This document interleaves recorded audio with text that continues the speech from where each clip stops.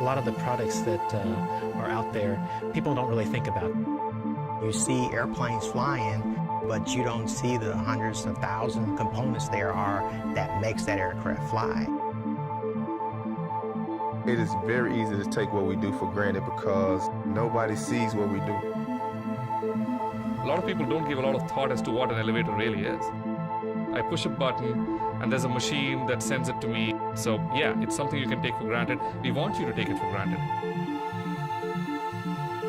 It's very easy to think of technological development as zeros and ones, but everything that is made is touched and designed and agonized over by people.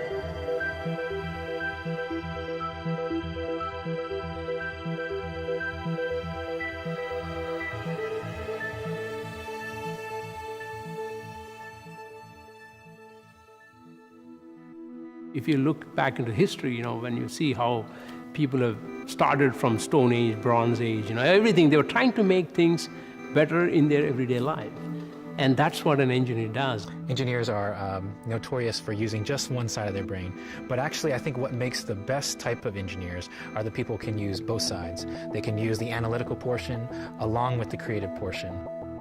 I was that kid who used to play around the televisions and the radios at home and get them working again. As I went through my career, though, I realized it's more than just understanding, solving a piece of technology. It's really knowing what a person wants. An engineer will develop a part, they'll draw it out. A machinist will actually make that come to fruition. So a machinist will take the part, make sure it's the dimensions that are called for. Detail has to be put into everything we do. And the guys on the shop floor know that.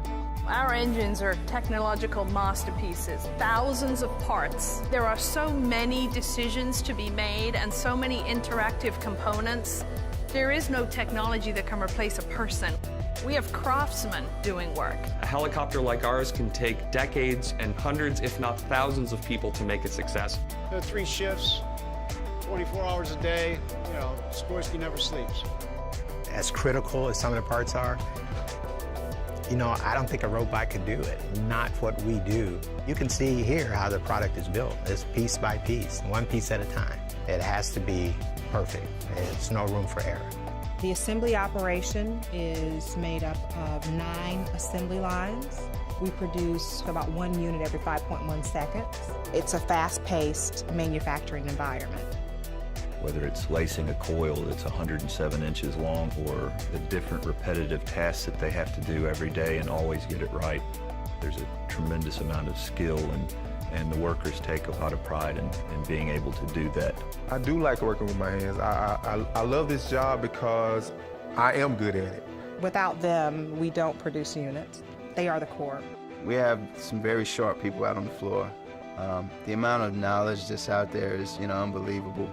You could take the roof off this building, and you could take a snapshot and give it to a competitor. They'll have a service center, but one thing they won't have is the people we have here. And the people will make the difference.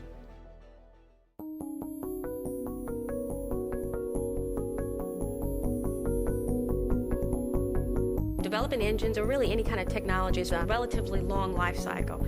If you get a flux in here with the experience and the talent, that could have an effect on the final product.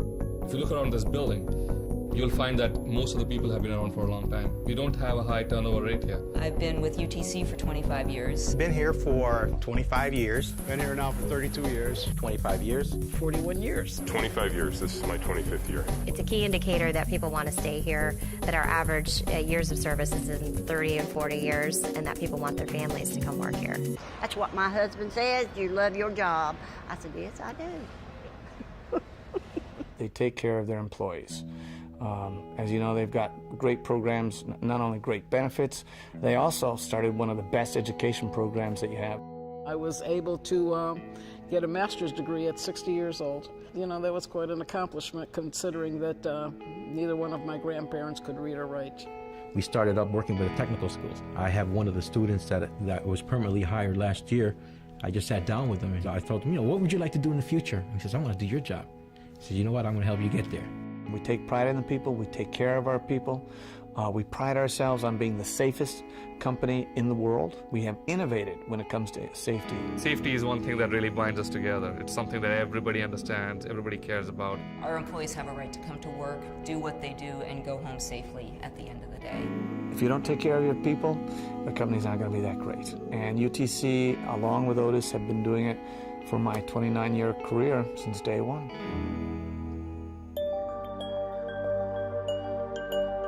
100 years ago, they used to say we should close the patent office because everything that needed to be invented was invented. Things evolve, things change, and it's pretty futile to resist change. When you look across UTC, most if not all of the divisions, they were the first for that product, right? Otis is the first safety elevator. Willis Carrier invented the first modern air conditioner. Sikorsky invented the first helicopter. That's another inspiring aspect in working for these companies. Not just that they had a great product once, but they're continuing to redefine their markets. There really isn't another company in the country or really in the world that has a commitment today to innovation. But that only happens when moments of inspiration at the individual level occur. It's actually one of Igor's favorite quotes. The work of the individual is the spark that moves mankind ahead. What I really hope to do is to leave a mark with the people and be able to say that we developed our people, that we challenged them, that we gave them roles and responsibilities that allowed them to grow. The chance to innovate is really all that creative people need in order to do that.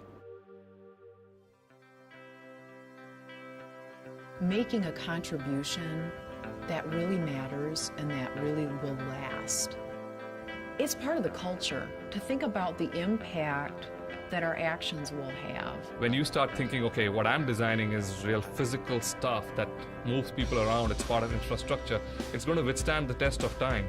I like the fact that I'm able to produce something that makes everyone's life easier, makes them more comfortable.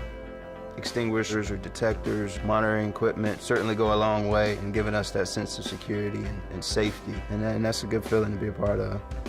We have a lot of pride in what we do because we know that it's going to enhance lives and it's going to save lives. Spending time in the Air Force was definitely a rewarding thing, and I find that here, when I'm working on production military engines, still have that connection to the days of serving my country.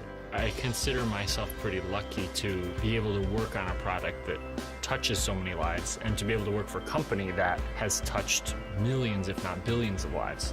We care about the future. We care about what this world is going to be like for our children and our children's children. There are no simple solutions to being an environmentally responsible company. It's work, and it's a lot of work, and it takes good people. When you get up in the morning, you know that you're going to do something positive, so you don't even mind coming to work. I mean, if they're going to keep creating new and improved products, I'll keep putting them together. You make a product, you make a brand that makes a difference. Whether it's a jet engine, whether it's an air conditioner, an elevator, or a helicopter, you make a difference. You make a difference in the world. You go home saying, hey, I'm proud to be working for the company I'm working for.